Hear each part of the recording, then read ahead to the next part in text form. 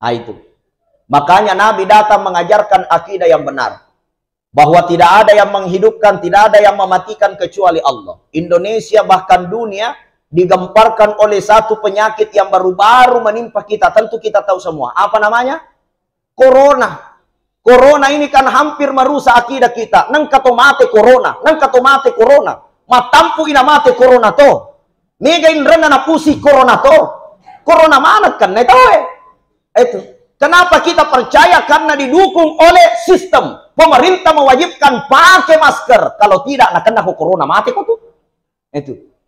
Sampai-sampai orang pakai masker semua. Megatoni kasih tahu pak kampung gara-gara masker mina mati. Magai denang kana sika gigi na timam masker. Maka bolade timun na pinsang mati. Magi na mati mam masker tutui. Ah itu Pak, minta ulada mati na pakai masker gangkan na mati gara-gara masker. Nah itu Pak. Nah itu. Karena kematian ini Pak, syaratnya cuma satu, apa itu? Bernyawa. Kalau kita bernyawa pasti mati Pak. Kullu nafsin dha'iqatul maut, setiap yang bernyawa pasti mati. Jadi syarat mati cuma bernyawa. Ya, tidak ada dalam Al-Quran syarat mati harus sakit dulu. Syarat mati harus banyak utang dulu. Syarat mati harus punya masalah dulu. Tidak ada. Tapi syarat mati satu saja. Kullu nafsin dha'iqatul maut. Kalau Anda bernyawa pasti mati.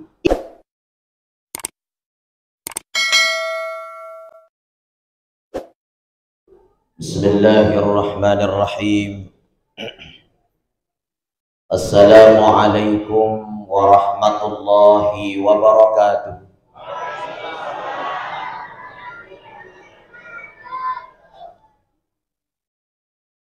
Alhamdulillahilladzi wakafa.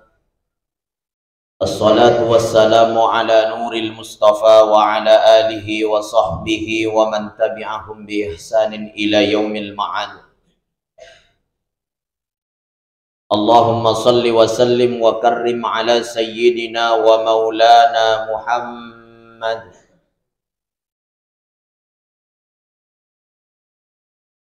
Wa ya ayyuhal muslimun al-kiram, ittaqullaha haqqa tuqatih wa la tamutunna illa wa antum muslimun. Qala Allah Ta'ala fi kitabihil karim, wa ma arsalnaka illa rahmatan lil alamin. Qala aidan, wa ma arsalna min qablika min rasulin illa nuhi ilaihi annahu la ilaha illa ana fa'budun. Sadaqallahul azim wa ala dzalika minasyahidin wasyakirin walhamdulillahi rabbil. Sama-sama kita muliakan, kita hormati Bapak Wakil Bupati Bone sampai di tahun 2023. Kita doakan beliau panjang umur, amin. Dan terus memberikan manfaat kebaikan untuk masyarakat banyak, bil khusus untuk masyarakat Kabupaten Bone, amin. Sama-sama kita muliakan pengurus masjid kita yang tak henti-hentinya men-setting masjid ini menjadi masjid yang cantik. Kalau kata Pak Wakil Bupati tadi, masjid ini mungil tapi cantik, Masya Allah. Kenapa bisa cantik? Karena pengurusnya cantik semua.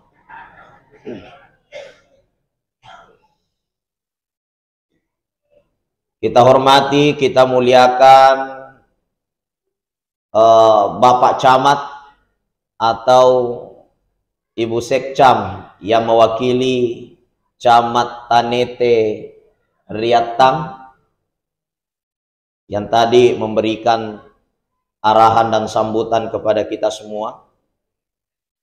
Bapak-bapak, ibu-ibu, tokoh agama, tokoh masyarakat, tokoh wanita yang tidak bisa saya sebutkan satu persatu, mudah-mudahan dalam keadaan sehat semuanya, amin.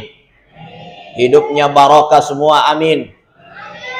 Panjang umur dalam kebaikan, amin. Bapak Ibu dirahmati Allah, insya Allah dina malampe ceramaku, tidak panjang saya punya ceramah karena sekarang sudah mendekati masuk waktu Isya.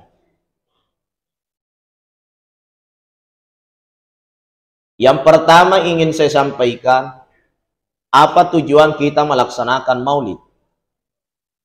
Zaman modern hari ini bermunculan berbagai macam pemahaman. Bahkan sudah ada manusia yang berani mengatakan maulid itu bid'ah, maulid itu sesat, maulid itu masuk neraka bagi orang yang merayakan dan memperingatinya.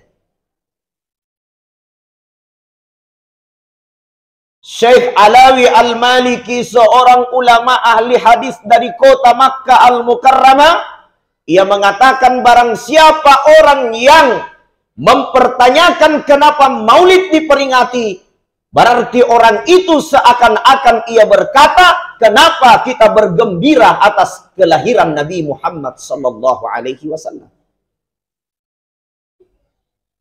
Siapa yang tidak bergembira atas kelahiran Nabi, falaisa minni. Nabi mengatakan bukan golonganku. Kalau kita bukan golongan Rasulullah, pasti kita menjadi ahli neraka. Kenapa? Dari Nabi Adam sebagai manusia pertama sampai Nabi Muhammad sallallahu alaihi wasallam sebagai penutup nabi dan rasul, semua mendatangi Sayyidul Anbiya Nabi Muhammad untuk mendapatkan ridho dan syafaat Nabi Muhammad sallallahu alaihi wasallam.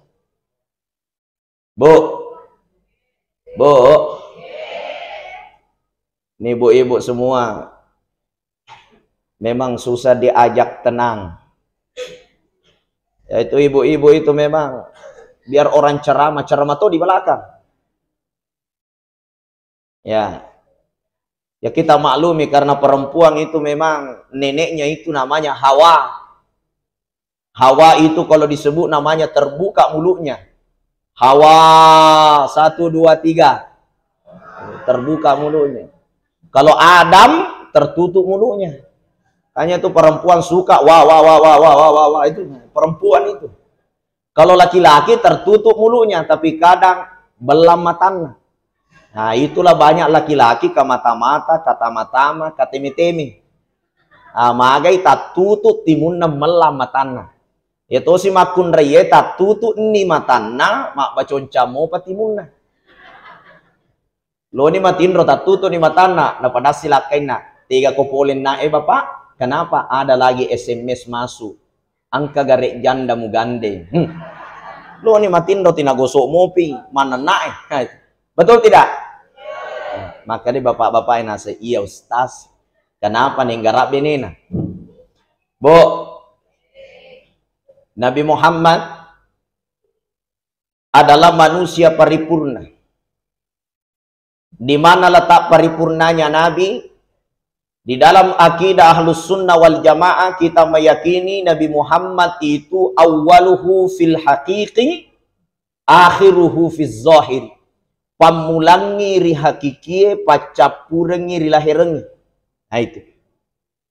Jadi kalau ada pertanyaan, mana lebih duluan diciptakan Nabi Muhammad atau Nabi Adam?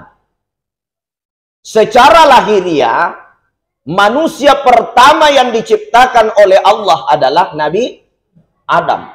Tapi aku mak bicara hakiki witawe, Nabi yang paling pertama diciptakan adalah Nabi Muhammad. Kenapa? Karena sebelum diciptakan Nabi Adam, lahir Nabi Adam, ditiupkan roh di dalam tubuhnya, setelah dibentuk dari tanah, langsung menatap ke langit. Rafi'ar ra'sahu ilas sama'il aliyah. Menatap ke langit.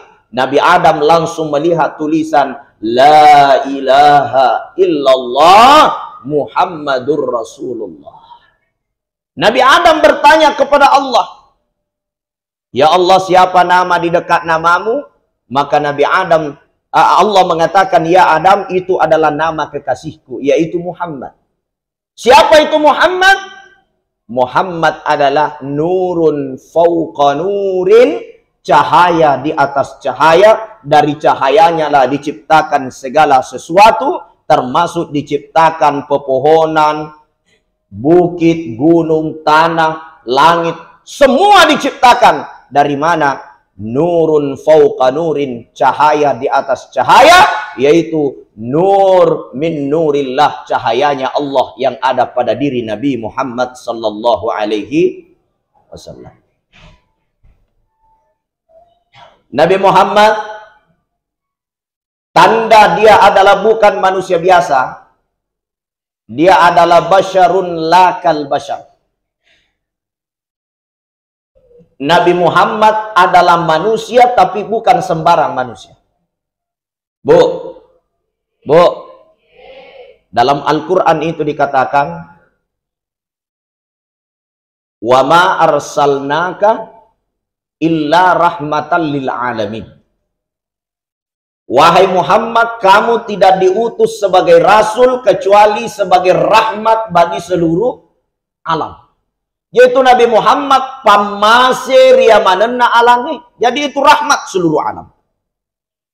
Apa letaknya sehingga Nabi Muhammad disebut rahmat bagi seluruh alam? Dalam kehidupannya semua bisa dicontoh. Bu, semua perjalanan hidup Nabi menjadi contoh bagi kita. Menjadi seorang pemimpin, Nabi adalah contoh pemimpin. Nabi itu shadiqul wa'dil amin. Apapun yang dia katakan tidak ada kebohongan. Kalau Nabi berjanji pasti benar. Beda kalau caleg yang berjanji. Tabe puan. Ya bukan. Keceplosan. Tapi kualena toma-toma lebiki wang haji yang modal, insya Allah apa yang dikatakan sesuai apa yang menjadi perilakunya, insya Allah. Buktinya datang melaksanakan maulid. Tujuannya apa? Agar kita bisa mendapatkan wejangan-wejangan tentang kehidupan Nabi Muhammad sallallahu alaihi wasallam. Kita doakan beliau insya Allah terpilih. Amin. Nah, jangan bilang amin tidak memilih. Itu sudah berjanji sama Allah. Ya, Bapak Ibu dirahmati Allah. Saya lanjut. Nabi sallallahu alaihi wasallam pada dirinya terdapat suri tauladan. Sebagai pedagang, Pak Balu, Padangkang. Rasulullah seorang pedagang. Seorang tentara yang mampu menjaga ketahanan negara. Rasulullah adalah seorang panglima perang. Strategi perangnya mampu mengalahkan ribuan pasukan dari kaum kafir Quraisy yang akan menyerbu kota Makkah dan kota Madinah. Ya, Nabi Muhammad itu basyarun lakal basyar. Diciptakan khusus oleh Allah, didesain khusus oleh Allah, tujuannya untuk kita contoh. Kenapa Nabi Muhammad dicontoh? Kenapa bukan malaikat? Karena manusia itu harus contoh manusia. Kalau manusia disuruh contoh malaikat, nggak masuk. Betul tidak? Kalau anjing disuruh contoh kambing, boleh tidak? Nggak boleh. Sapi disuruh contoh anjing, boleh tidak? Nggak boleh. Kenapa? Anjing ya contoh anjing. Sapi contoh sapi. Manusia contoh manusia. Pada diri Rasulullah semua bisa kita contoh, Pak. Dan siapa yang menjadikan Rasulullah sebagai acuan percontohan, maka pasti dia akan selamat dunia akhirat. Oke? Bu, coba lihat Nabi, persoalan sederhana. Persoalan sederhana, tapi efeknya sangat besar. Contoh pertama, Nabi mengatakan, "Iza nazarta sarratka." Wahai istri-istri, apabila kamu ditatap oleh suamimu, sarratkah, cak beru-beru kok. Ringan, tapi nilainya tinggi. Apabila kau ditatap oleh suamimu, tersenyumlah. Ibu-ibu begitu. Kalau natatap ki suami kita langsung senyum. Ya kau itangai kolakain apa-apa na sanggarak jemu. Kalau ketemu suaminya, tetangganya, baru dia senyum. Dari mana ki? Puang. Ada begitu di sini? Mana orangnya? Dena juga mau lu. Sadar ki, Bu. Di Sulawesi Selatan, menurut data pengadilan agama, tidak pernah kurang 100 orang bercerai setiap bulan. Artinya apa? Sulawesi Selatan ini termasuk pabrik janda terbesar di Indonesia.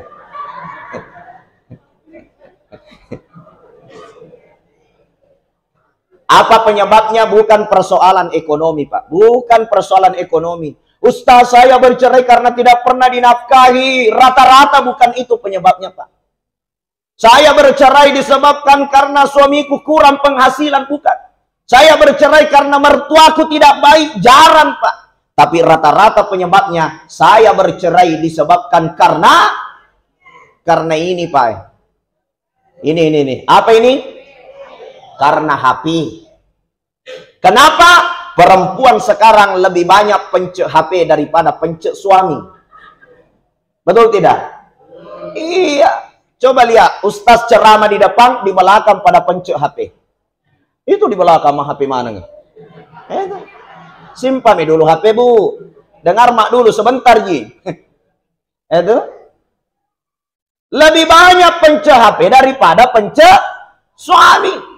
Kebakaran di Makassar, nah tahu semua. Tabrakan orang di Bulut Dua, nah tahu semua. Kenapa? Lihat di HP. Di Malaysia orang bertengkar, nah tahu semua. Bapak Syahrul Yassin Limpo diambil KPK, nah tahu semua. Kenapa? Dia di HP. Tapi suaminya joli-joli, dia iseng. Aduh. Suaminya mencerai, dia tidak tahu. Kenapa? Karena HP-nya selalu pencet, tidak pernah pijit-pijit suaminya. Nah, itu, Pak. Padahal ajaran Nabi ringan. Dengar, Bu. Dengar, ajaran Nabi ringan.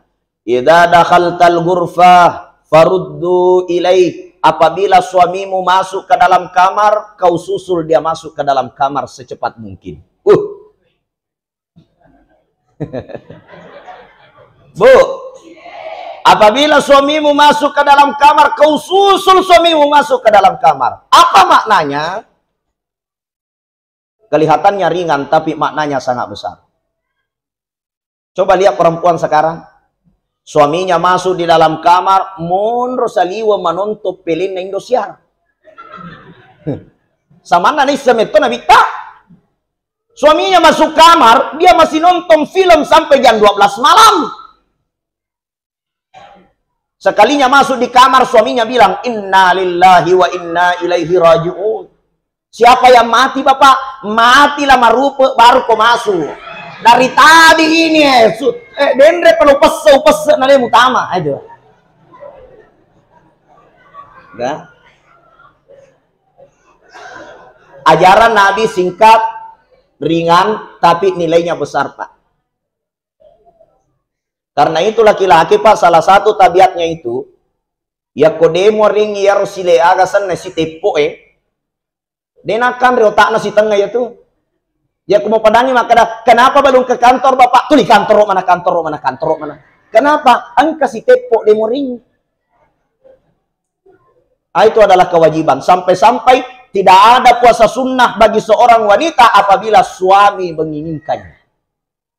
Bahkan Nabi mengatakan mesti wanita berada di atas kuda dalam perjalanan. Kalau suaminya memanggil untuk melaksanakan suatu pekerjaan itu, maka seorang istri wajib melayani suaminya.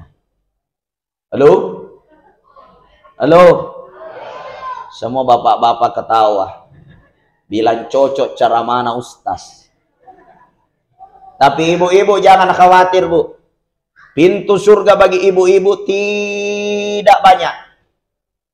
Pintu surga bagi ibu-ibu cuma 3 saja, semua pintu surga dibuka. Artinya jalan masuk surga 3 kewajiban. Pertama, taati suami. Yang kedua, laksanakan sholat 5 waktu.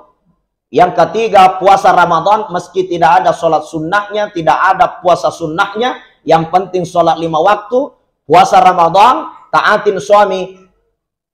Tadkhulul jannah fissalam. Silakan masuk surga dari pintu mana saja kamu inginkan. Wanita gampang masuk surga. Laki-laki susah. Laki-laki tidak bisa masuk surga kalau istrinya tidak sholat 5 waktu.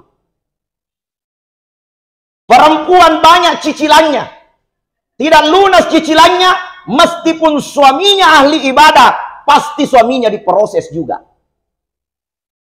Anak-anak ibu, meskipun bapaknya ahli salat, ahli sedekah, ahli ibadah, tapi anak-anaknya semua tidak ada yang taat kepada Allah. Bapaknya diambil. Ibu rajin salat, bapak tidak rajin salat, ibu masuk surga, laki-laki tetap ke neraka. Susah laki-laki masuk surga. Kalau ibu kan gampang. Laksanakan sholat 5 waktu, puasa Ramadan, taatin suami, masuk surga. Laki-laki kewajiban banyak. Kalau kita mengkaji ilmu fikih, Pak, kewajiban laki-laki itu memasak, kewajiban laki-laki. Cuci piring, kewajiban laki-laki. Nah, cuci pakaian, kewajiban laki-laki. Ngepel rumah, kewajiban laki-laki. Semua kewajiban laki-laki. Bu, memasak kewajiban? Bilang ibu di belakang, cocok juga ceramah ini Ustaz. Kewajiban laki-laki. Mencuci kewajiban laki-laki, memasak kewajiban laki-laki, cari uang kewajiban laki-laki. Kewajiban perempuan cuma 3. Pertama, sholat 5 waktu. 2, puasa Ramadan. 3, taatin suami. Kalau disuruh mencuci, mencuci. Disuruh memasak, memasak, ya. Nasuruh ki lengan ki, nasuruh ki mopa ki, pokoknya aja nasuruh ki taatin suami masuk surga. Hadirin hadirat jamaah maulid dirahmati Allah. Di dalam diri Rasulullah terdapat suri tauladan yang terbaik. Siapa yang mencontohnya pasti akan selamat. Siapa yang meninggalkannya dia akan celaka. Maka dari itu, dari semua apa yang dikatakan oleh Nabi pasti membawa keberkahan khusus kepada kita. Nabi bukan manusia biasa. Basyarun lakal basyar. Kita bisa melihat contoh lagi. Nabi, Pak, Nabi, dia sudah tahu ilmu sebelum ilmuwan-ilmuwan itu datang. Apa kata Nabi? Contoh kecil saja. Coba kita lihat di Sahih Bukhari. Ada kalimat seperti ini. Asy-syajaratu buyutul ma'. Pohon itu rumahnya air. Asy-syajaratu buyutul ma. Pohon itu rumahnya air. Ternyata muncul ilmuwan-ilmuwan baru bisa mendapatkan pohon itu kalau ditebang. Pohon-pohon itu digundulin, maka akan menjadikan gunung ini rapuh. Banjir di mana-mana. Kenapa? Karena tidak ada lagi pohon yang menyerap air yang turun dari langit berlebihan. Maka dari itu terjadilah banjir. Kenapa terjadi banjir? Karena air tidak ada rumahnya, sudah ditebang semua. Akhirnya masuk di rumah tak semua. Karena kita yang ambil di rumahnya air. Asy-syajaratu buyutul ma. Pohon itu rumahnya air. Sekarang pohon-pohon semua diganti dengan rumah BTN. Makanya semua BTN rata-rata tenggelam. Kenapa mau ambil rumah air? Halo? Bu? Nabi bukan manusia biasa. Kecerdasan Nabi, apa yang dia ucapkan keluar dari mulutnya, itu adalah wahyu dari Allah. Itu pun dijelaskan dalam Al-Quran. Wa ma yantiqu 'anil hawa. Apa yang keluar dari mulut Nabi Muhammad bukan berdasarkan dari hawa nafsunya. In huwa illa wahyu yuha. Semua itu datang dari wahyu Allah, petunjuk dari Allah. Jadi apa yang dikatakan oleh Nabi Muhammad itu turun langsung dari Allah melalui Nabi Muhammad. Jadi bukan Muhammad yang berkata. Itulah banyak perkataan. Anta nurun, anta syamsun, anta badrun, fauqa nurin. Artinya perbendaharaan Allah ada pada diri Nabi Muhammad. Tapi Nabi Muhammad bukan Tuhan. Tapi siapa mengikuti Muhammad, maka dia telah mengikuti Tuhan.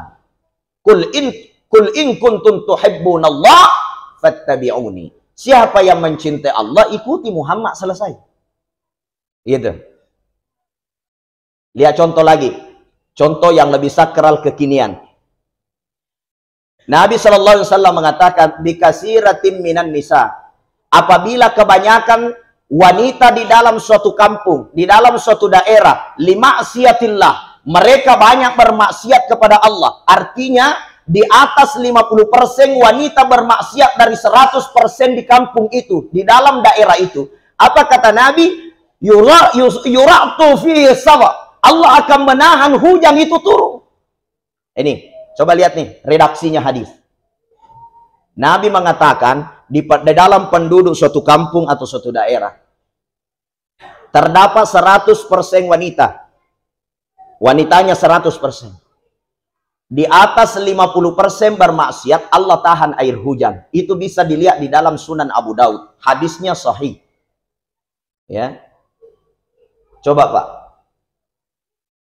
Jadi kalau 50% baik wanita dalam suatu kampung, 50% tidak baik, sholat istisqa langsung turun hujan Pak.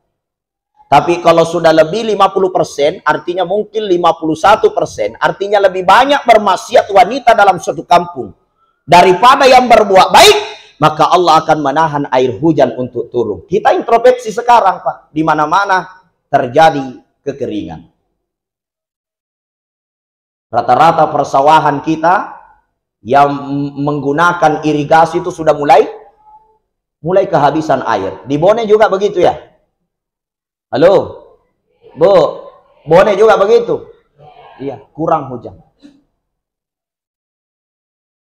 Apabila penduduk suatu kampung wanitanya lebih dari 50% berada dalam kemaksiatan, hujan Allah tahan.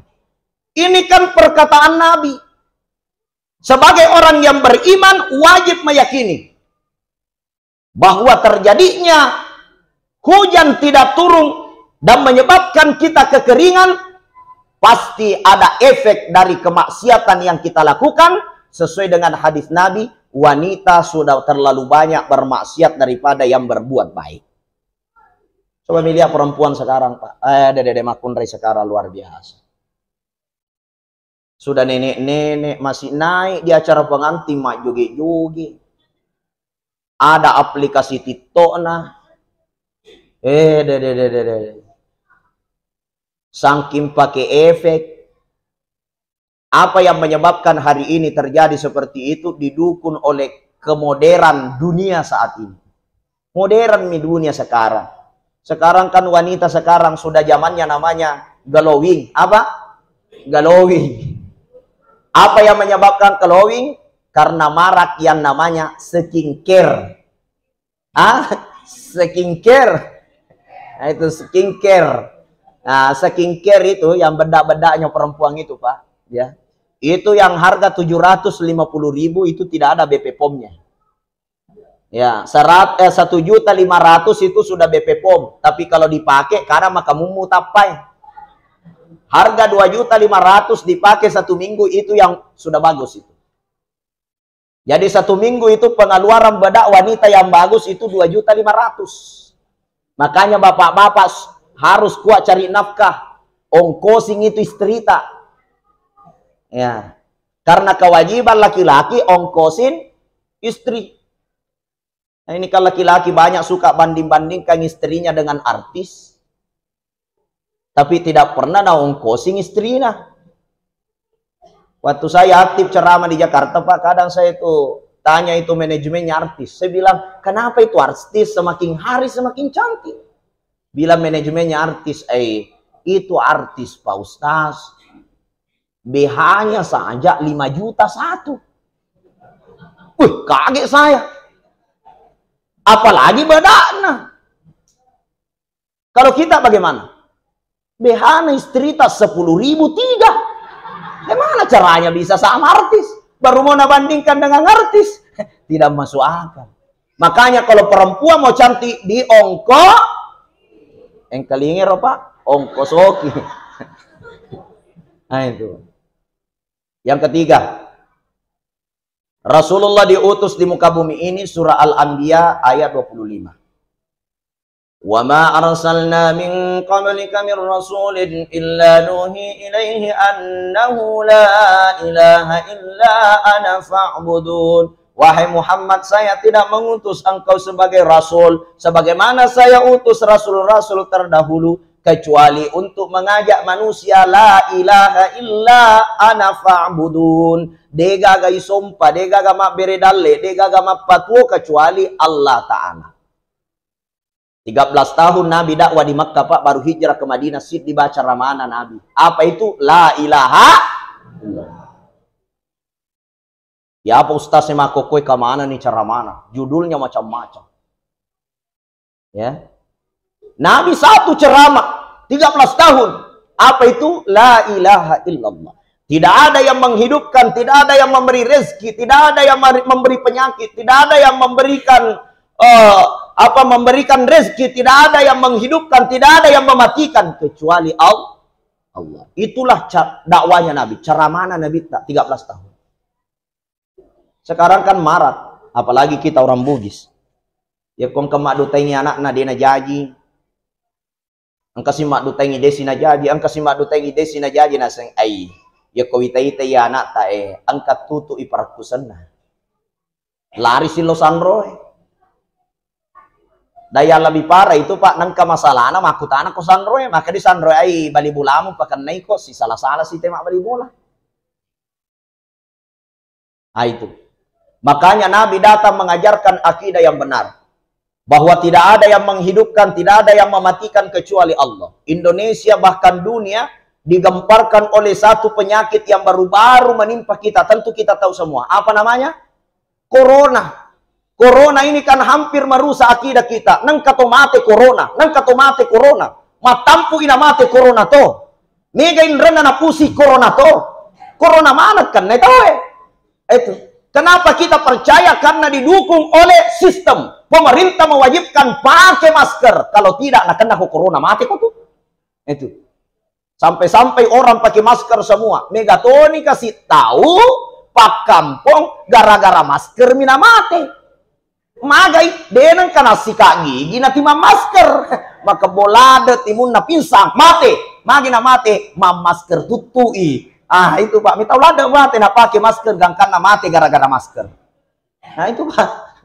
Itu. Karena kematian ini Pak, syaratnya cuma satu, apa itu? Bernyawa. Kalau kita bernyawa pasti mati Pak. Kullu nafsin dha'iqatul maut, setiap yang bernyawa pasti mati. Jadi syarat mati cuma bernyawa. Ya, tidak ada dalam Al-Qur'an syarat mati harus sakit dulu. Syarat mati harus banyak utang dulu. Syarat mati harus punya masalah dulu. Tidak ada. Tapi syarat mati satu saja. Kullu nafsin dha'iqatul maut. Kalau Anda bernyawa pasti mati. Ibu bernyawa semua. Halo? Bernyawa Jaki? Pasti mati. Cuma mati ini tidak ada yang tahu. Bapak-bapak kah dulu, ibu-ibu kah dulu. Dan tidak menutup kemungkinan ustaz dulu baru kita. Tidak menutup kemungkinan juga Pak Wakil Bupati dulu baru saya. Atau saya dulu baru Alena Puang Pak Wakil Bupati. Tapi kalau ada baik-baiknya, idi mana na yolo mon review ustaz. Mega mo pajak dual na ustaz Amin. Magi nama dodo. Nilo doang amit tuh mati magati ustaz Subhanallah. Bapak Ibu dirahmati Allah. Akidah yang benar meyakini segala kejadian adalah hak mutlak milik Allah. Allah berkuasa atas segalanya.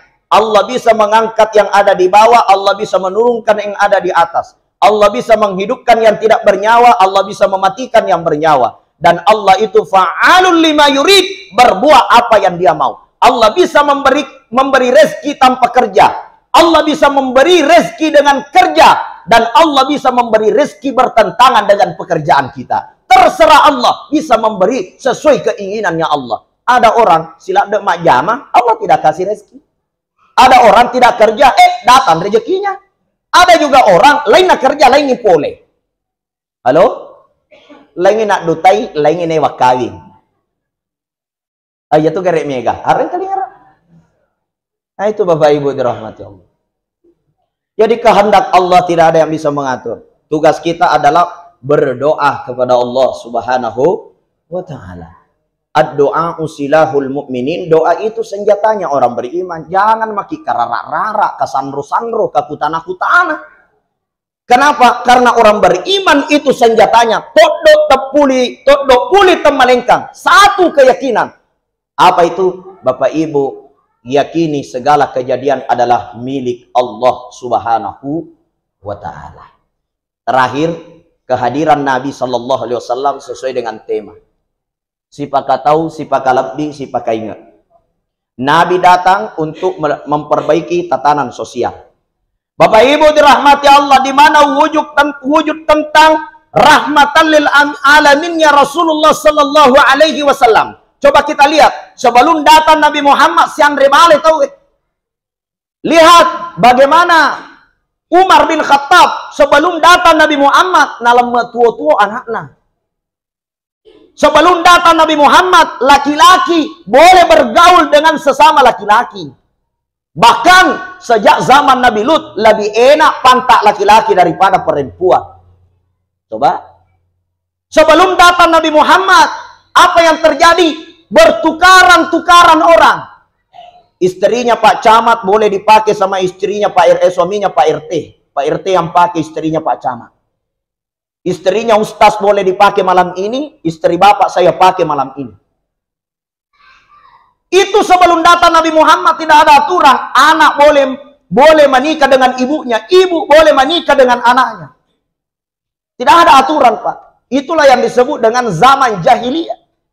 Maka datang Nabi Muhammad, laki-laki untuk perempuan, perempuan untuk laki-laki. Tidak begitu saja, harus melalui pintu yang disebut dengan an-nikah. Maka dari itu, la taqrabuz zina, jangan coba-coba dekati zina. Datang Nabi Muhammad, ibu tidak boleh menikah dengan anaknya, anak tidak boleh menikah dengan ibunya. Bahkan saudara sesusuan pun diharamkan dalam Islam untuk dinikahkan.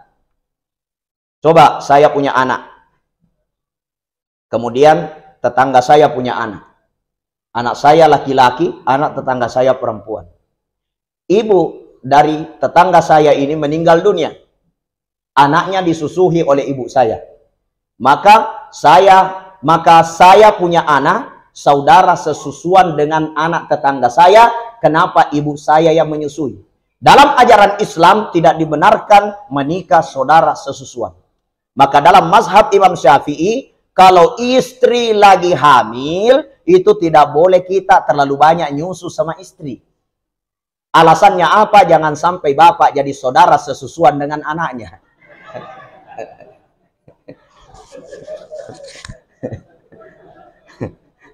Allah Karim. Bapak Ibu dirahmati Allah. Kedatangan Nabi Muhammad betul-betul membawa cahaya.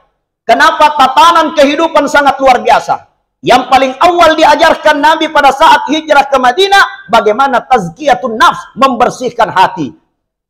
Qad aflaha man zakkaha wa qad khaba man dassaha. Beruntung orang yang membersihkan hatinya, celaka orang yang mengotori hatinya.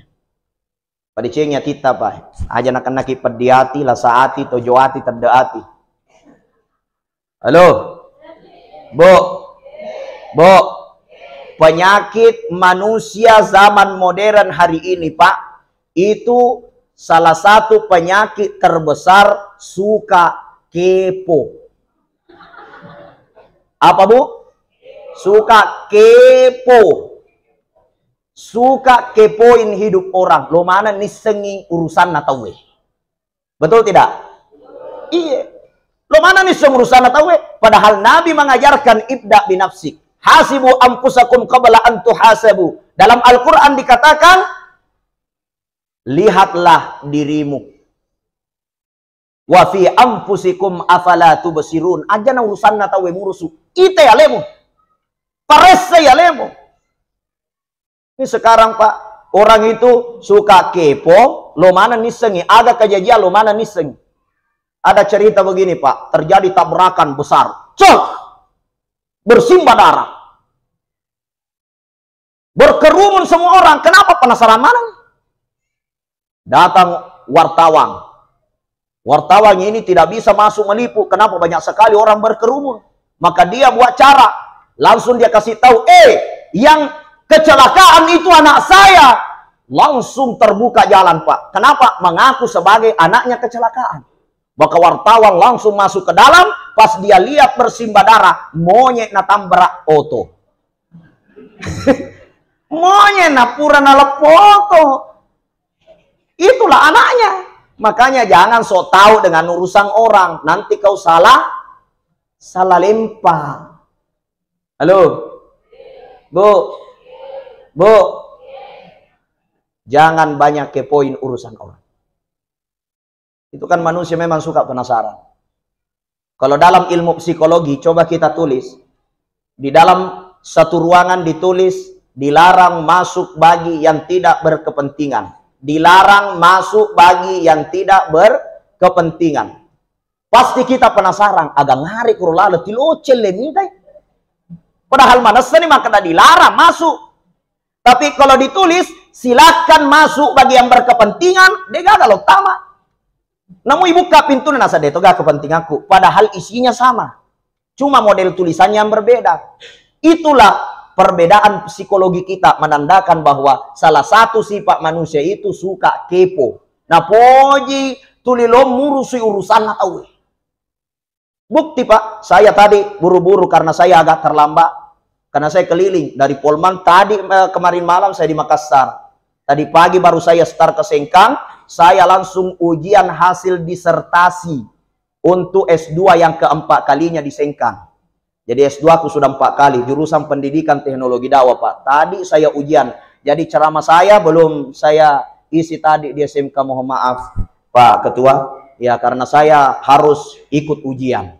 Ya. Selesai tadi saya ujian, ba'da asar saya langsung start ke Bone. Sekarang saya mengisi ceramah di sini, Pak. Luar biasa saya keliling-keliling, Pak. Tapi saya langsung masuk di pintu masjid itu, ada memang ibu berbisik di belakang. Itu kau ustaz yang ceramah? Bilang, iya itu. Weh, tinggi sekali, songkokna. Baru mau masuk ustaz, songkokna mi ustaz naurus. Itu. Baru masuk masjid. Sekalinya ceramah ustaz, mak bisik semua di belakang. Berapa istrinya ustaz? Itu, Pak.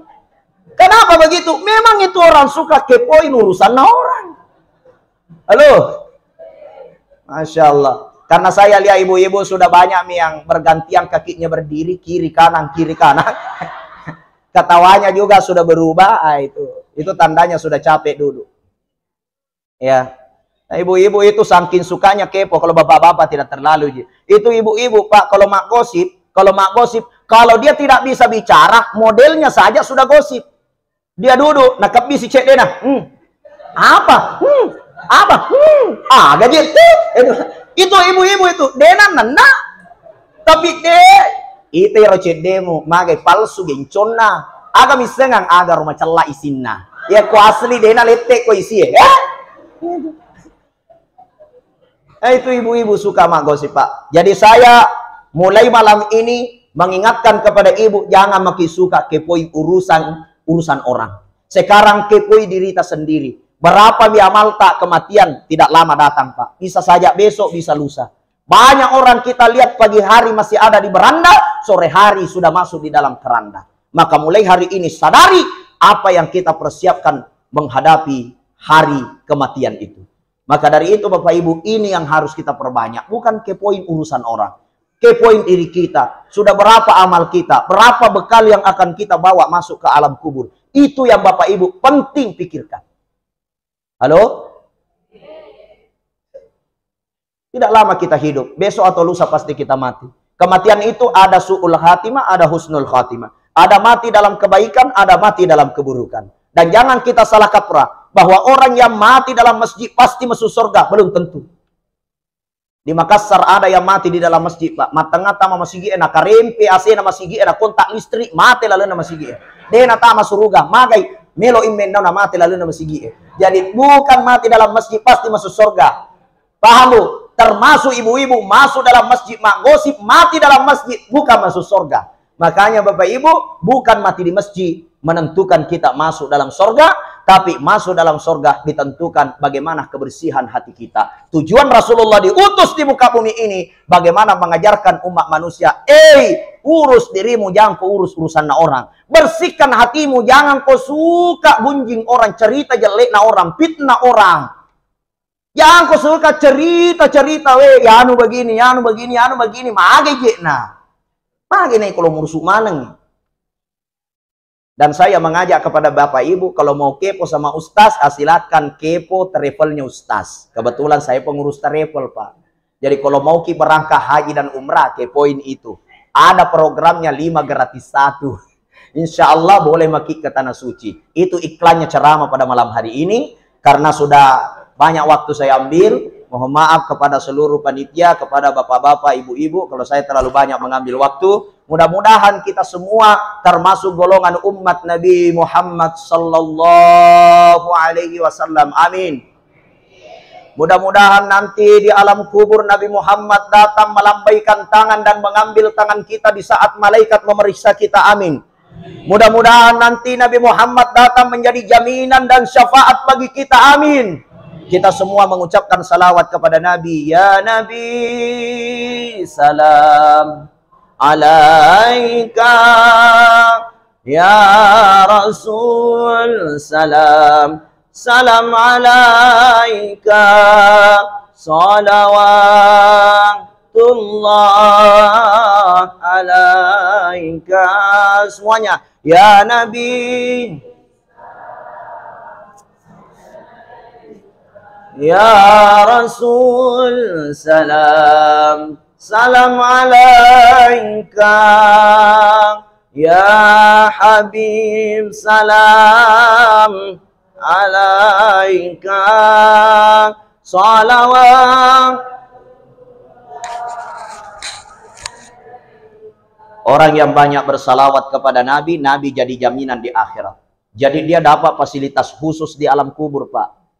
Bu, dengar ini. Jadi kalau kita mati nanti masuki di dalam kubur, datang malaikat, marrabbuka man nabiyuka. Kalau kita banyak salawat tidak ditanya lagi, kelas VIP dalam kubur. Coba. Kenapa? Saat malaikat datang, marrabbuka man nabiyuka, langsung datang Nabi Muhammad. Malaikat, jangan kau tanya dia, saya jaminannya. Langsung dikatakan kepada orang yang ditanya tadi, num kanaumul arus, kau tidur seperti tidurnya pengantin baru. Tidak ada pertanyaan. Itu orang yang banyak salawat. Sama kalau kita mau masuk di rumahnya Pak Wakil Bupati. Tiba-tiba datang pemperaja maka teni cokot kota. Mau kau apa? Tiba-tiba datang Pak Wakil Bupati. Jangan kau ganggu itu. Saya jaminan. Langsung dilepas. Kenapa? Pak Wakil Bupati jadi jaminan. Begitulah ibaratnya orang nanti di alam kuburnya yang banyak salawat. Nabi Muhammad datang mendapatkan syafaatul uzma. Syafaat langsung dari Nabi. Nabi yang langsung mengatakan jangan kau ganggu dia. Saya jaminan. Karena Nabi Muhammad adalah kekasih Allah yang boleh menjadi syafaat mulai dari Nabi Adam sampai umat Nabi-Nabi yang lain. Semua Nabi Muhammad yang akan datang menjadi cahaya dan syafaat bagi mereka. Yang banyak salawat kepada Nabi, dialah yang akan mendapatkan syafaat Nabi Muhammad SAW. Mungkin ini yang saya sampaikan. Mudah-mudahan ada manfaat. Mohon maaf atas segala kekurangan. Billahi taufiq wassa'adah. Hadanallahu wa iyyakum ila sabilis salam. Assalamualaikum warahmatullahi wabarakatuh.